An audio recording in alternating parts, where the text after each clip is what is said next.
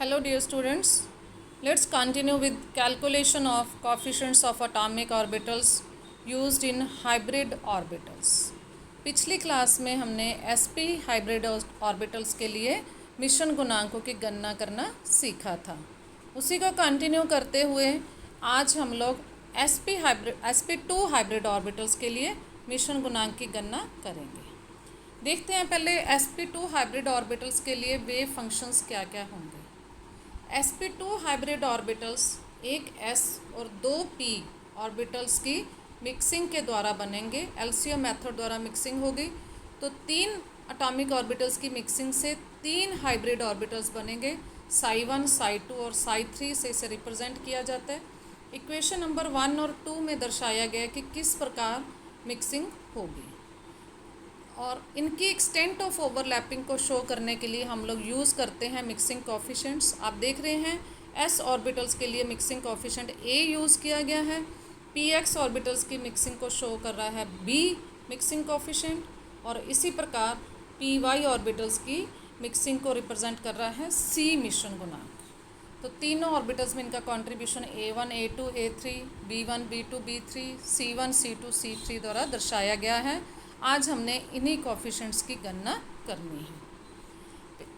पिछली क्लास में हमने कहा था कि मिश्रण कोफिशिएंट्स की गणना के लिए हमने तीन बातों का ध्यान रखना है। आइए रिवाइज करते हैं वो कौन कौन सी तीन बातें हैं।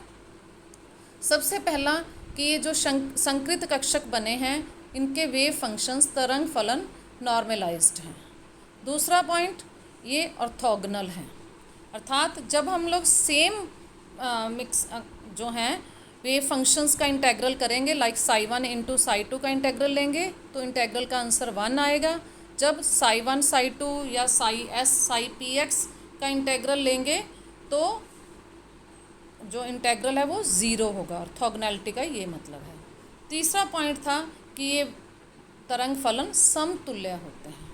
आज हम लोग सबसे पहले समतुल्य तीसरे पॉइंट से ही अपना कैलकुलेशन स्टार्ट करते हैं क्योंकि s ऑर्बिटल स्फेरिकली सिमेट्रिकल होते हैं तो उनका आवेश घनत्व चार्ज डेंसिटी तीनों संकृत कक्षकों में समान रूप से वितरित हो जाती है।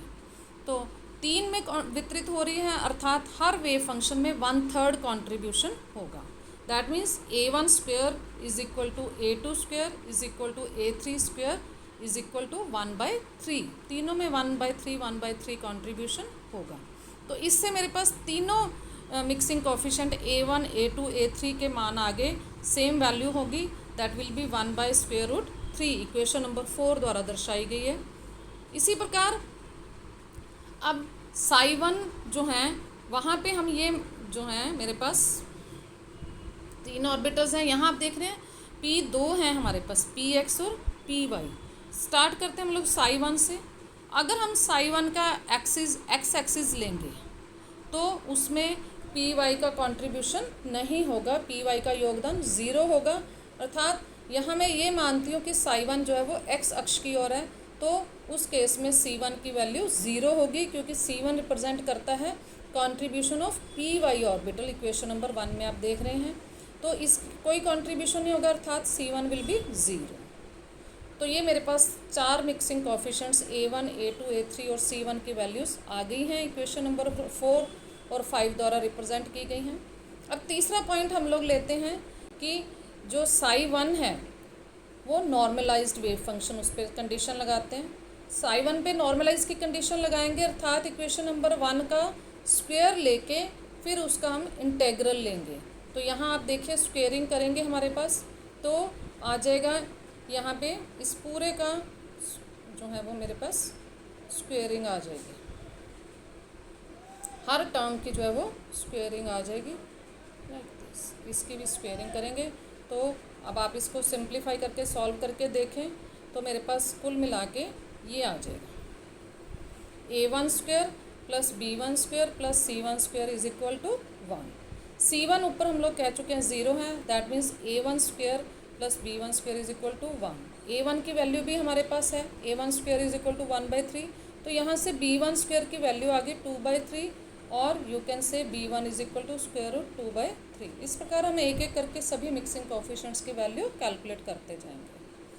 अब हम लोग जो हैं psi1 psi2 और साई 1 साई 3 मीन्स साई 1 के साथ साई 2 और साई 3 जो है आपस में लाम्बिक होंगे और ऑर्थोगोनल वेव फंक्शंस होंगे, क्योंकि साई 1 इंटू साई 2 करेंगे जब हम लोग तो इन दोनों इक्वेशंस के कोफिशिएंट्स आपस में मल्टीप्लाई हो जाएंगे। अर्थात मेरे पास साई 1 इंटू साई 2 करने से क्या हो जाएगा, this term into this term plus this term into this term, इस तरीके से हम करते जाएंगे और ये आपस में मेरे पास नट शेल वैल्यू क्या आ जाएगी, ये A1 A2 plus B1 B2 C1 C2 is equal to 0। इसी प्रकार A1 A3 plus B1 B3 plus C1 C3 is equal to 0।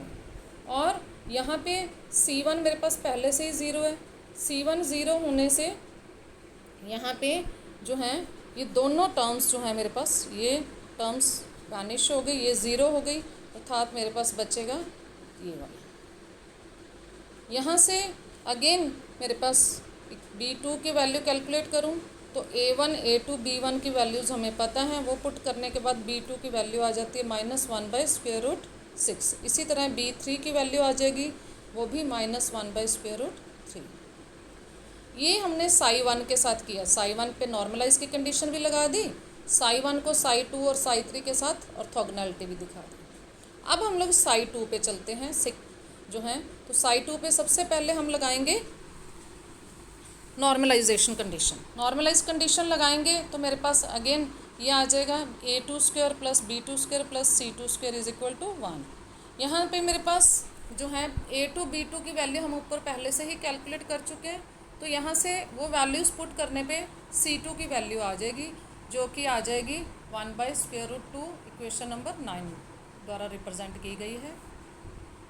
इसी तरह अब हम साई 3 पे भी नॉर्मलाइज कंडीशन लगाते हैं, तो मेरे पास साई C3 की वैल्यूज़ आ जाएगी।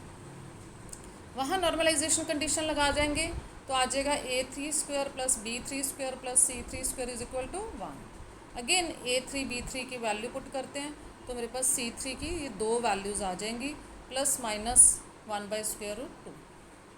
क्योंकि हम लोग C2 की वैल्यू प्लस की वैल्यू ले चुके हैं मीन्स 1/√2, तो यहाँ हम चूज़ करते हैं कि C3 की वैल्यू -1/√2 लेंगे, क्योंकि अगर हमने प्लस ले ली तो दोनों वेव फंक्शन सेम हो जाएंगे, तो डिस्टिंक्शन होनी चाहिए, तो साइंस चेंज करेंगे। तो जब ये सभी वैल्यूज़ ऊपर अब हमारे पास सारी वैल्यूज़ आ गई हैं, उन सभी वैल्यूज़ को इक्वेशन नंबर 1 2 3 में यहाँ पे हम पुट कर देंगे तो मेरे पास ये इक्वेशंस आ जाएंगी। साई 1 में तीसरी टर्म का कोई कंट्रीब्यूशन नहीं होगा, C1 0 हमने लिया है, तो दो ही टर्म्स होंगी ये इस तरीके से। साई 2 साई 3 में आप देख रहे हैं तीनों टर्म्स होंगी। B2 B3 के साइन पहले ही हमारे पास सेम आ चुके हैं, तो यहाँ हमें नेचुरल है कि C2 C3 के साइन ही चेंज करने होंगे, अदरवाइज ये दोनों इक्वेशंस एकदम सेम हैं। इस प्रकार हम इसी तरह हम लोग sp3 हाइब्रिडाइजेशन ऑर्बिटल्स के लिए भी वेव फंक्शंस कैलकुलेट कर सकते हैं और उनके लिए मिक्सिंग कोएफिशिएंट्स की वैल्यूज़ भी कैलकुलेट कर सकते हैं। उसे हम कंटिन्यू करेंगे नेक्स्ट क्लास में। Thank you so much.